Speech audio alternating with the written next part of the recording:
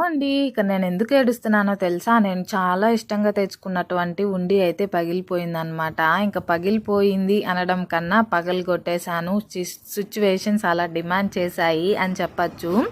ఇంకా యాక్చువల్‌గా ఏమైందంటే ఇంకా అంగట్లో సరుకులయిపోయాయి. ఇంకా ఆ నెల బడ్జెట్ కూడా మా దగ్గర లేదు. ఇంకా చాలా ఒకటి తర్వాత ఒకటి ఏదో ఒకటి డిస్టర్బెన్స్ వస్తూనే ఉంది. ఇంకా మా దగ్గర మనీ లేకపోయేసరికి ఇంకా మనం చేర్చిపెట్టుకున్నటువంటి ఉండి అయితే పగలగొట్టవలసి వచ్చింది.